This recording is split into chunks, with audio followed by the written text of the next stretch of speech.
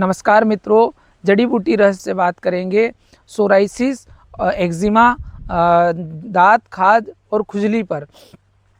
हमारे पास बहुत सारे मरीज आते हैं और कहते हैं कि ये दांत, खाज, खुजली हमारी जा ही नहीं रही है। हमने नामी से नामी केमिस्टोलॉजिस्ट को दिखा लिया है, लेकिन हमारी दांत, खाज, खुजली जा नहीं रही है। सोराइसिस हमारा जा नहीं रहा है, एक्जिमा हमारा जा नहीं रहा है, दराद हमारी जा नहीं रही है, खुजली हमारी जा नहीं रही है और उल्टा हमारा क्रेटिनिन बढ़ रहा है। रिपोर्ट उनकी जब सीबीसी, क्रेटिनिन, केएफटी, आरएफटी करवाते हैं तो भारी मात्रा में बढ़ी हुई नज़र आती है।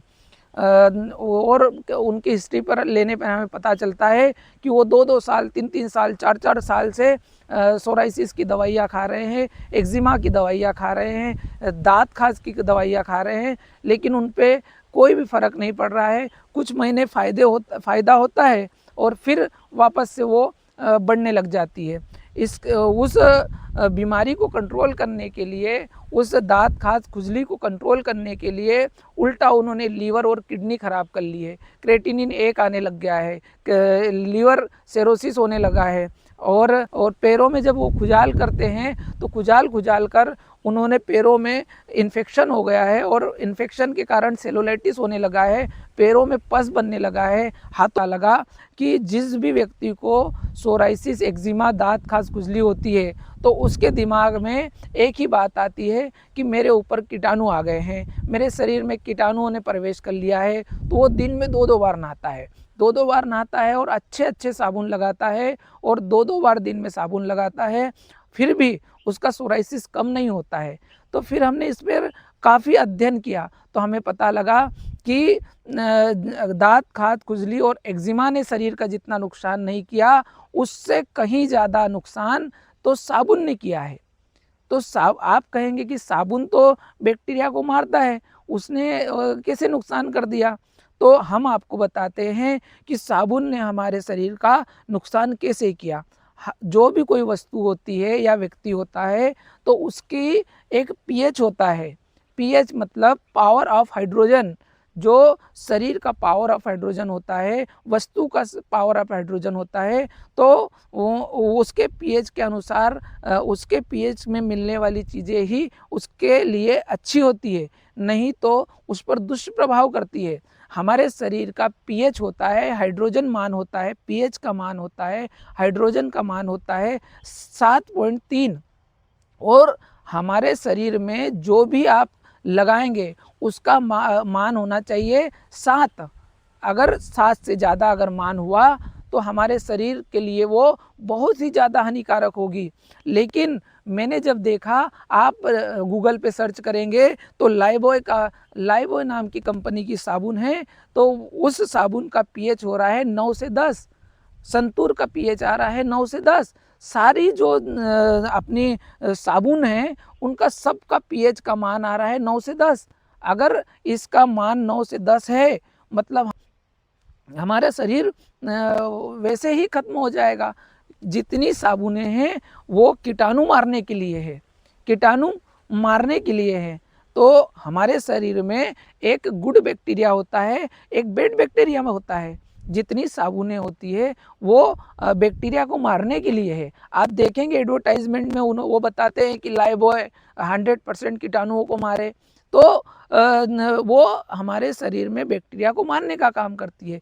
लेकिन हमारे शरीर में गुड बैक्टीरिया और बैड बैक्टीरिया दोनों होते हैं। तो वो साबुन क्या करती है, गुड बैक्टीरिया को भी मार देती है और बैड बैक्टीरिया को मार देती है। जब हमारे शरीर में अच्छा बैक्टीरिया मर जाएगा तो हमारे शरीर की रक्षा कौन करेगा?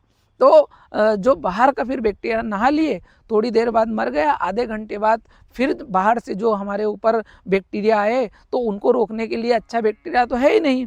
तो अच्छा बैक्टीरिया नहीं है तो फिर जो बाहर का बुरा बैक्टीरिया है वो हमारे शरीर में भारी मात्रा में पनपता है और पनपता है तो वो खुजली चालू करता है और खुजली चालू करता है तो हम अपने नाखूनों से उसे खुजालते हैं, और जब खुजालेंगे तो फिर हमें जब खुजली होने लगती है तो हम फिर डॉक्टर पास जाते हैं, तो डॉक्टर हमें एस्टेरॉइड क्रीम दे देते हैं। तो एस्टेरॉइड क्रीम जब हम लगाते हैं तो एस्टेरॉइड क्रीम हमारे शरीर के अंदर प्रवेश कर जाती है, चमड़ी के माध्यम से हमारे शरीर में प्रवेश कर जाती है, और शरीर में प्रवेश करने के बाद हमारे ऑर्गन्स तक चली जाती है, और ऑर्गन्स में जब जाती है तो हमारे शरीर के लिए एस्टेरॉइड बहुत खतरनाक ड्रग होता है, जो कि हमारे लीवर और किडनी को ख़त्म कर देता है। तो आप देखेंगे कि जिन व्यक्तियों को एक्जिमा, सोराइसिस और दाँत खास खुजली है, उन लोगों के लीवर के अगर आप KFT और LFT करवाएंगे, लीवर फंक्शन टेस्ट करवाएंगे, किडनी फंक्शन टेस्ट करवाएंगे, तो दोनों बिगड़े हुए नज़र आएंगे। तो आप अगर लीवर और किडनी को स्वस्थ बनाए रखना चाहते हैं तो आप आज ही इस शॉप को बंद कर दें, और मार्केट में, बाज़ार में आप pH जो हमारे शरीर का है 7.3 pH है, तो हमें 7 pH वाली साबुन ही शरीर पर लगानी चाहिए, अन्यथा हमें साबुन का उपयोग नहीं करना चाहिए। जब तक हम इन साबुनों को प्रयोग करेंगे तब तक हमारे शरीर में बहुत ज़्यादा समस्याएं पैदा होगी, और हमारे लीवर और किडनी भी इस मात्र साबुन के उपयोग से की वजह से हमारे शरीर में रोगों की मात्रा बढ़ जाएगी, और हमारे लीवर और किडनी में इन्फेक्शन हो जाएगा, और हम बहुत ही बीमार हो जाएंगे और एक मरीज बनने की कगार पे आ जाएंगे। आप इसको तुरंत, इस जो साबुनों को pH मान 9 से 10 वाली pH वाली साबुनें हैं उनको तुरंत बंद कर दें, और हमें 7 के अंदर वाली pH वाली साबुनें उपयोग करना चाहिए, और हमारा तेल की मालिश करना चाहिए। शास्त्रों में बताया गया है कि अगर हम जितना तेल खाते हैं उससे 10 गुना ज़्यादा शरीर को तेल की आवश्यकता होती है, तो हमें ऊपर से तेल की मालिश करना चाहिए। हमारे ने देखा होगा कि हमारे बुजुर्ग लोग अपने शरीर को तेल की मालिश करते थे, ठंड के समय में और ज़्यादा तेल का उपयोग करते थे। तिल्ली का तेल, सरसों का तेल, नहाने से पहले हमें तिल्ली का तेल लगाना चाहिए या सरसों का तेल लगाना चाहिए। 15 मिनट तक हमारे शरीर की सरसों के तेल से या तिल्ली के तेल से मालिश करना चाहिए, और आधे घंटे हमें तेज सुबह की सुनहरी धूप में अपने शरीर को रखना चाहिए, और सारे वस्त्र निकाल के लंगोट पे हमारे शरीर को धूप में, कुनकुनी धूप में सिकाई करनी चाहिए, और उसके बाद हमें नहा लेना चाहिए, और 7 pH के अंदर वाली साबुन से हमें नहाना चाहिए। आप देखेंगे कि सोराइसिस आपको बिना पैसों में ख़त्म हो जाएगा, आपको कोई भी दवाई लेने की ज़रूरत नहीं होगी, और आप सोराइसिस, एक्जिमा, दाँत खाज, खुजली समाप्त हो जाएगी। आप हो जाएंगे। और एक्जिमा, दाँत खाज, खुजली ये कोई बड़ी बीमारी नहीं है, लेकिन इसका सही हमें जो उपचार नहीं मिल पा रहा है, इसके कारण इसने विकराल रूप ले लिया है, और ये हमारे शरीर को नष्ट करती जा रही है, हमारे लीवर और किडनी को। फिर आप कहेंगे कि हम साबुन न लगाएं, तो हम क्या लगाएं?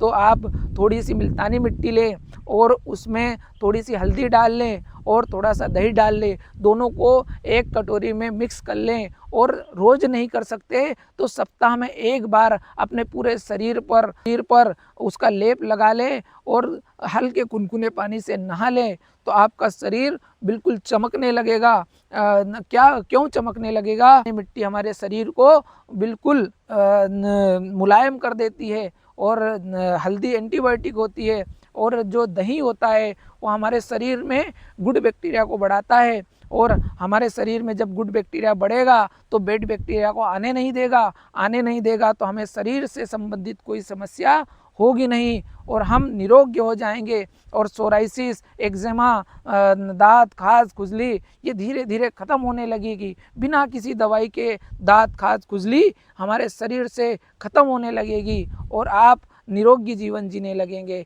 ऐसी ही आयुर्वेदिक जानकारी प्राप्त करने के लिए आप हमारे चैनल को सब्सक्राइब कर लें, ताकि आने वाली आयुर्वेदिक जानकारी आप तक, हमारे इस चैनल के माध्यम से आप तक ज़रूर पहुंच जाए।